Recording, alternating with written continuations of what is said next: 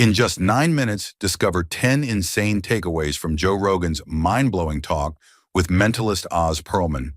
From how he guessed Joe's ATM pin to the tricks mentalists use, the brutal mindset behind ultramarathons, and why your brain betrays you. Takeaway 1. Mentalism feels like real mind reading. Oz Perlman stunned Joe Rogan by guessing his ATM pin during the show, even though Joe didn't consciously give away any clues. Oz explained that he doesn't read minds, he reads people. This means he picks up on micro behaviors like eye movement, body tension, repetition of numbers, and subconscious facial reactions.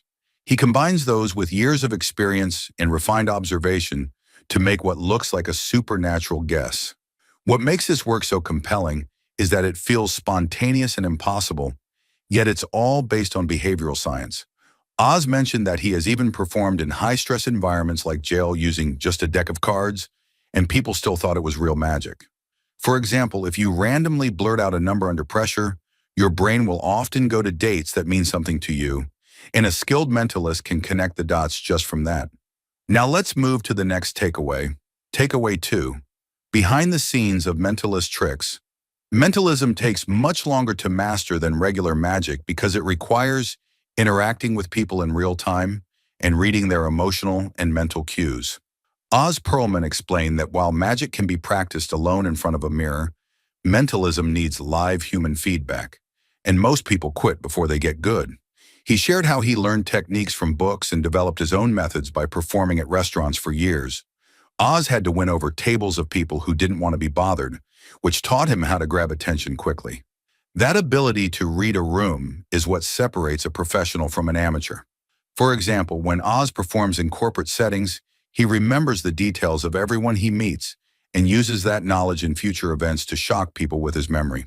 Now let's move to the next takeaway. Takeaway 3. Why Oz Perlman wins trust quickly. Oz Perlman isn't just showing off tricks, he's creating what he calls memorable moments. That means every performance is designed so people will talk about it for years. He believes it's not enough to amaze someone for 10 minutes. They need to leave with a story they will tell others. Oz compares this to movies where the plot is forgettable right after the credits roll. He wants his acts to stick in your brain.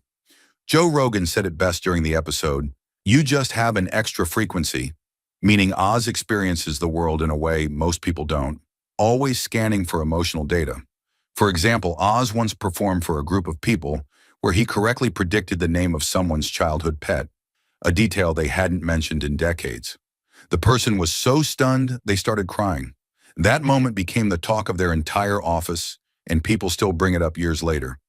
It wasn't about the trick, it was about how personal and emotional it felt, and that made it unforgettable. Now let's move to the next takeaway. Takeaway 4, mindset matters more than muscles. One of the strongest messages from the podcast was how endurance is 100% mental. Oz Perlman, who has run ultramarathons like the 153-mile Spartathlon in Greece, said he once quit halfway through because he wasn't mentally strong enough that year. He had already written his excuse in his head, but when he came back the next year, he told himself he would die before quitting again, and he finished. He believes your body can handle almost anything, but your brain quits first. He says you know at the start if you're going to finish. For example, there was a guy slower and older than Oz who finished that race while Oz had quit hours earlier. Watching that man cross the finish line brought him to tears, not from jealousy, but from shame and inspiration. Now let's move to the next takeaway. Takeaway 5, pushing limits to turn down life's noise.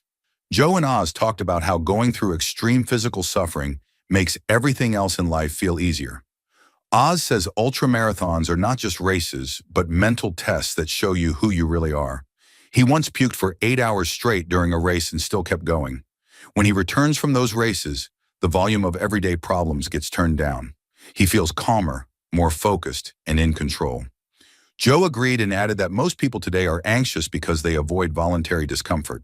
For example, Cam Hanes, a mutual friend of both men, runs hundreds of miles regularly and still manages to be the calmest guy in the room because his body is trained for pressure. We're halfway through the video. Thanks for sticking with us. If you're enjoying it, hit the thumbs up and share it in your WhatsApp groups. If you'd like to support us, please tap the thanks button below. It helps us keep making great content. Drop a comment and don't forget to hit subscribe for more. Now let's continue with the video. Takeaway 6. Training is just suffering with a goal. Oz shared that he used to run 20 miles every single day, even before work. On the day of this podcast, he had already run 27 miles in the Texas heat just to clear his mind. He uses running as a form of meditation and preparation for his performances. Running while doing business calls, Oz combines physical and mental work so that he's always optimizing his day. He even won the New Jersey Marathon 4 times in a row and once ran 2 marathons 6 days apart. For example, he beat his personal best one week and still came second in the next marathon, telling the winner, "That's not even my best time this week." That mindset is what keeps him sharp in every area of life. Now let's move to the next takeaway. Takeaway 7. Gratitude is not just feel-good talk. Both Joe Rogan and Oz Pearlman talked about how being grateful changes your mental state and helps you stay positive without needing outside validation. Oz mentioned advice from podcaster Jay Shetty, who said to just control 2 thoughts a day. The first one you have when you wake up and the last one before you sleep. Oz chooses to focus on how blessed he is to be alive, have a loving wife, 5 kids, and a career he loves. Joe added that many people ruin their mental health by always comparing themselves to others online. For example, Oz used to go on Instagram and feel like he wasn't doing enough until he flipped the mindset from "I'm not doing enough" to "I'm grateful for what I have." Now let's move to the next takeaway. Takeaway 8. Social media destroys focus and peace. Both guests agreed that social media can ruin your mood and fill your mind with noise. Oz said he used to feel worse after checking Instagram because he was constantly comparing his progress to other performers. He now avoids it as much as possible, curating only positive or informative content. Joe suggested using Google News instead to keep updated on scientific breakthroughs and important topics without being sucked into negativity. For example, if someone sees a guy with a mansion and a Lamborghini, they should see it as motivation and not jealousy. But most people don't, and that drains their mental energy. Now let's move to the next takeaway. Takeaway 9, your thoughts shape your reality. Oz Pearlman believes you can engineer memories and emotions just like a mentalist engineers a trick. He said people wrongly believe their memory is like a video recording, but it's actually based on emotion, focus, and suggestion. If you control what people pay attention to, you can influence how they remember an event. Joe agreed and said this also applies to life. People can shift their focus from fear and jealousy to confidence and curiosity. For example, instead of thinking, "I'm not good enough," you can think, "What can I learn from this person?" That single change can turn a moment of weakness into a source of energy. Now let's move to the last takeaway. Takeaway 10. Control is everything on stage and in life. In the final part of the podcast, Oz explained that performing mentalism on live TV with no safety net means he has to be in total control of the situation, even when things go wrong.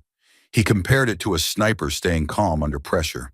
If his body tenses up, the audience will sense something is wrong, and the trick fails. Years of training have taught him how to stay calm, even when he's failing. He said his running helps with that because it keeps his heart rate low and under control. For example, when something starts to go off script during a show, he already has 5 backup plans in his head and switches without showing any panic.